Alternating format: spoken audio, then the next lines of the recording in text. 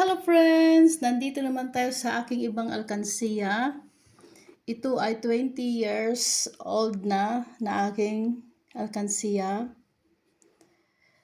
Alam mo na, kapag lahat tayo ay may problema,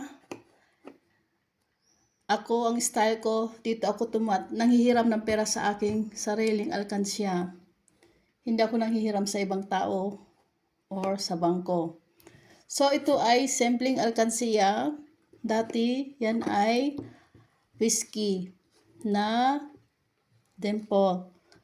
So, nang pagkabili ko nito at nang naubos, ay aking ginawa na alkansiya kasi maganda siya. Elegant ba na pagkagawa niya? So, yan. Yung box nagawa sa kahoy. So, sabi ko, pag naubos yung whiskey, hindi ko siya itatapon, kundi ginawa ko siya ng alkansiya. So, palagi nababawasan, kaya ito na lang natira. Yan. Kunti na lang yung natira dahil sa palagi kong nababawasan.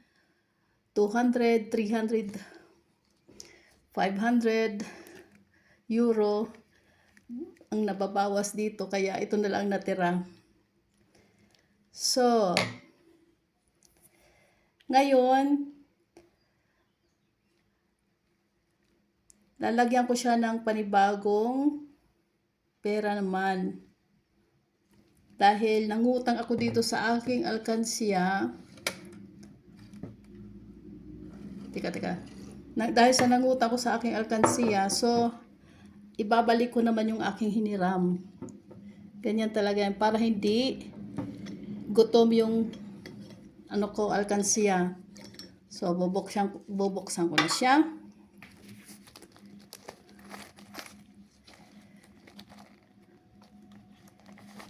At huhulugan ko siya ng 20. Kailangan kapag nanghiram tayo sa ating alkansiya, hulugan natin ng dahan-dahan.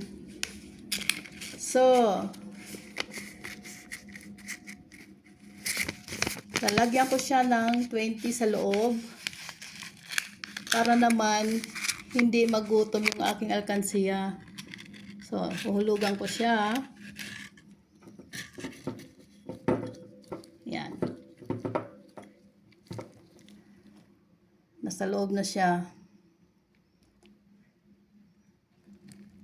Ang daming nabawas dito dahil dito ako tumatakbo kapag may kailangan ako ng pera. Hindi siya gaano madami pero nakakatulong siya sa aking mga pangailangan kung emergency. Lalo na sa pang-pocket money, sa trabaho, or minsan kapag sasakay ko ng bus, kailangan ko ng konting barya, hindi ko na kailangan pumunta ng bangko para mag-withdraw. Kaya dito ako sa aking alkansiya tumatakbo sa oras ng aking mga pangangailangan.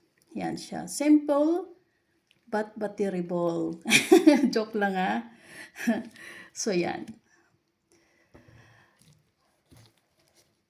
Dati bumibili ako ng alkansiya na glass. Sobrang mahal kapag bibili ako ng mga alkansiya na glass. Tapos sa huli babasagin ko rin. So, ang nakapag-isip ako na mas maganda pa yung mga butin ng whiskey, wine, or other drinks na pwedeng gawing alkansiya. Yun na lang ang gawin ko. Kaysa bibili pa ako ng extra pang alkansiya ko na glass. Mahilig talaga ako sa mga glass na alkansiya. So, ilalagay na natin to pabalik. So, kapag dumating yung sahod, ibabalik ko naman yung aking mga hiniram na pera sa loob. So, i-close na natin siya. So, ito na. Thanks for watching. Gawa din kayo. Hindi ko to pinakita sa inyo para painggitin kayo, kundi pinakita ko sa inyo itong aking style na pag-iipon, kahit konti, but fine. Kahit konti lang siya, pero talagang ito ang takbuhan ko ng aking mga pangangailangan. Halimbawa,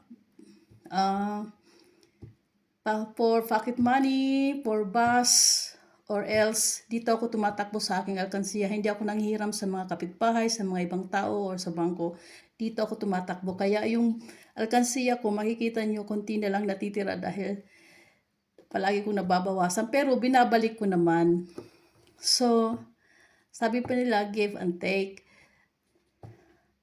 So, pinakita ko to sa inyo para hindi ibig sabihin na pinapainggit ko kayo, kundi pinapakita ko sa inyo kung ano ang style ko. Kung ang gamit na pwede pang gamitin, subukan nyo ring gawing ng ibang paraan. Halimbawa nito, dati whiskey siya, tapos naubos yung whiskey, sayang naman itapon kung pwede pang gamitin, di ba? So, sana ganun din kayo. Huwag sayang magtapon ng gamit kung pwede pang gamitin. So, ito naman ay aking remembrance since 20 years.